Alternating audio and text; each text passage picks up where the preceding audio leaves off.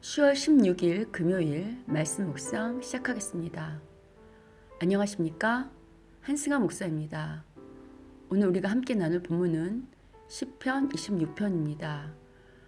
여러분, 말씀을 들으시기 전에 반드시 시편 본문, 성경 본문을 꼭 읽으셔야 합니다.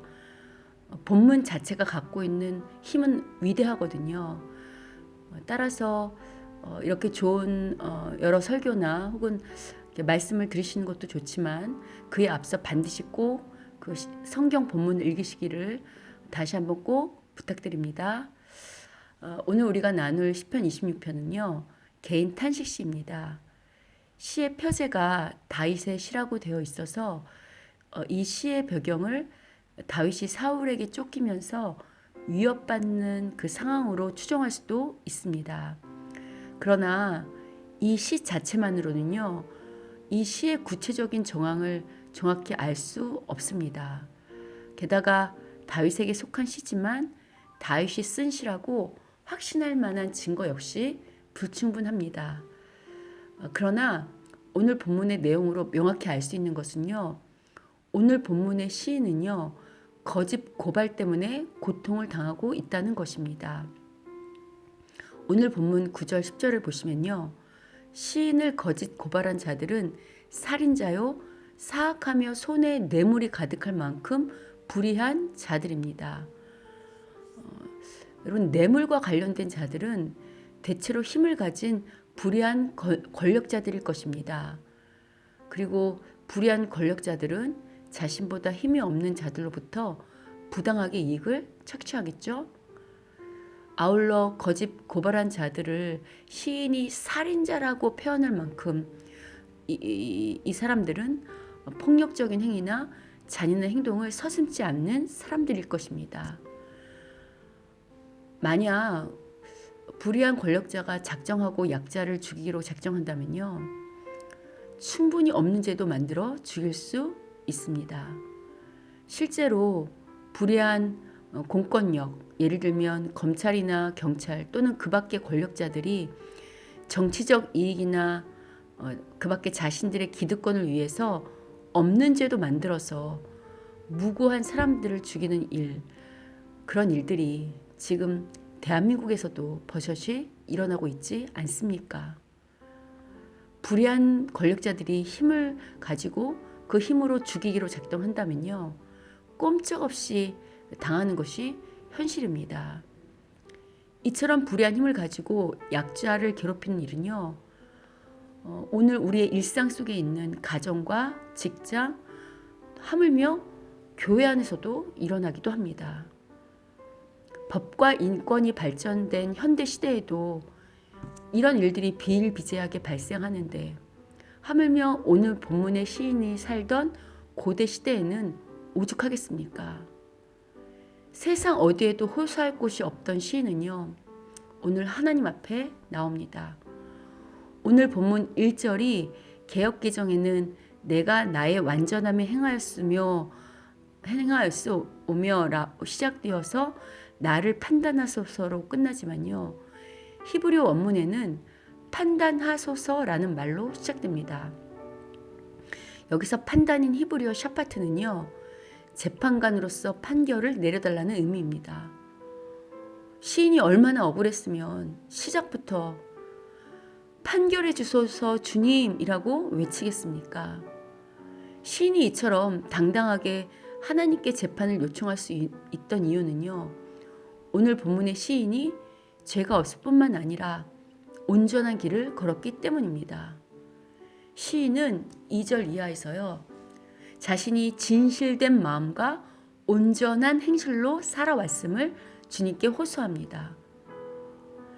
나를 살피시고 시험하사 내 뜻과 내 양심을 단련하라고 호소하는 2절에서요, 내 뜻에서 뜻으로 번역된 히브리어 켈라는 콩팥입니다. 고대인들에게 콩팥은 사람의 가장 비밀스러운 부분입니다. 또 2절의 양심은 심장 또는 마음을 뜻하는 레브가 사용되었습니다.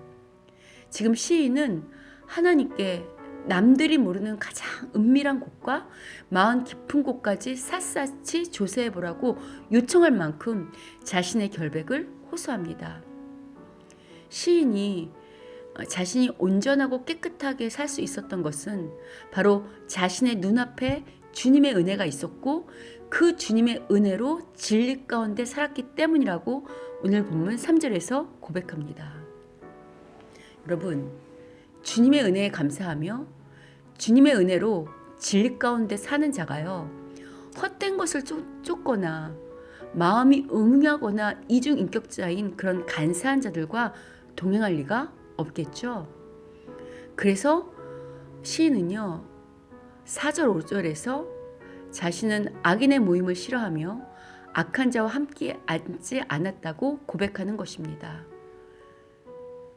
이처럼 6절 이하에서 시인은 자신의 결백을 주장하면서요 하나님을 향한 사랑을 고백합니다. 여호와여, 내가 주께서 계신 집과 주의 영광이 머무는 곳을 사랑했다는 시인의 고백을 통해서요 그가 하나님을 사랑하되 주님이 거하시는 처소인 성막, 즉 예배를 사모하고 또 그 성막에서 선포되는 말씀, 즉 여호와의 법을 사랑했음을 알 수 있습니다. 이처럼 시인은요 자신을 거짓 고발한 악인들과 달리 하나님의 법대로 하나님의 말씀을 지키며 산 자입니다. 그래서 그는 오늘 당당하게 자신의 결백을 호소하면서요 자신의 영혼을 죄인과 함께 자신의 생명을 살인자들과 함께 제거하지 말아달라고 호소할 수 있는 것입니다. 이처럼 시인이 악인들과 함께 자신을 처벌하지 말아달라고 호소하는 이면에는요 하나님께서 반드시 악인들을 심판하시고 박멸하시라는 그러한 믿음이 그 바탕에 깔려 있습니다. 그래서 그런 호소를 할 수 있는 거죠. 이제 시인은요 내가 이제껏 온전하게 살아온 것처럼 앞으로도 계속 온전한 삶을 살 터이니 자신을 이 어려움에서 건져주시며 은혜를 베풀어 달라는 호소로 이 시를 마무리합니다.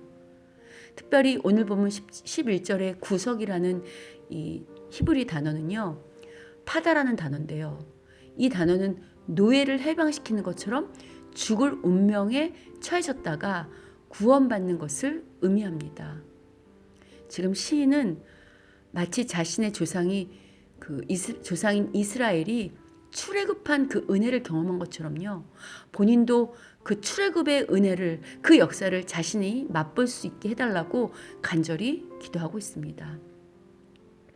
오늘 본문의 마지막 절인 12절에서 내 발이 평탄한 곳에 서 있다라는 말은 견고한 장소를 의미하는 것이 아니라요 공평함, 정직함, 의로움 가운데 서 있다는 은유적인 시적 표현입니다. 지금 시인은요 오늘 본문 1절에서 주 안에서 온전하고 바른 행실로 살아온 것처럼요 앞으로도 변함없이 믿음으로 하나님 보시기에 온전하고 깨끗한 삶을 살겠다고 다짐하고 있는 것입니다. 아프리카에서 서식하는 독수리의 일종인 뱀잡이 수리라는 그 새는요 하늘 높이 나르다가 먹이를 발견하면 쏜살같이 내려가 먹이를 낚아채는 그런 민첩한 새입니다. 그런데 땅에 내려와 먹이를 먹고 있을 때요 갑자기 사자나 표범 같은 맹수의 습격을 받게 되면요 그 맹수에게 잡혀 먹이고 만다고 합니다. 이유는요 맹수들이 공격하는 그 순간 당황한 나머지 날지 않고 혼신의 힘을 다해 뛰기 때문이라고 합니다. 자신이 빠르게 날 수 있다는 것을 잊어버린 것입니다. 이런 일이 뱀잡이 수리에게만 일어나는 일일까요? 인생의 어려움을 당하고 예기치 못했던 사람들로부터 공격을 당할 때요 대다수 사람들도 마찬가지일 수 있습니다. 자신이 다시 날아오를 수 있다는 사실을 잊고 맙니다. 세상에서 불어오는 염려와 근심과 공격에 사로잡히면 어쩔 수 없이 다시 날 수 있다는 사실을 잊고 마치 뱀수리처럼 그 맹수에게 잡아먹힐 수 있다는 것이죠.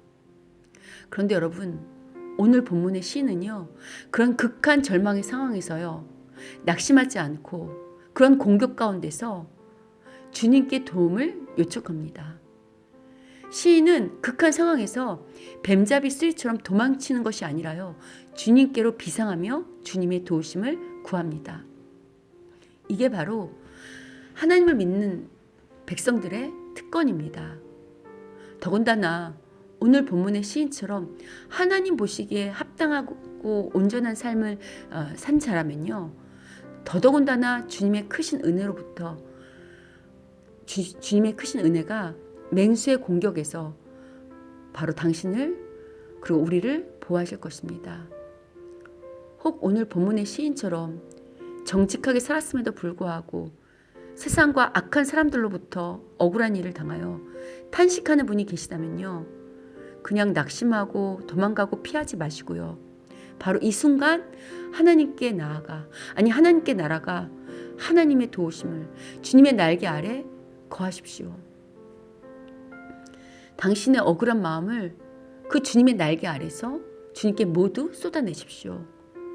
그럴 때 분명 주님이 주시는 위로와 평강이 있을 것이고요, 아울러 공평한 재판관이신 하나님께서 반드시 당신을 억울하게 만든 그 악한 세상과 악한 사람들을 심판하시고 그에 합당한 벌을 내리실 것입니다. 오늘 하루 이 공평하신 주님, 이 공의하신 주님을 묵상하시고요, 그 주님께로 비상하심으로 말미암아, 그 주님의 날개 아래 거함으로 말미암아 그 주님의 인도함을 받고 보호함을 받을 뿐만 아니라 그 주님의 은혜로 말미암아 평강이 넘치는 하루가 되시기를 주님의 이름으로 축원합니다.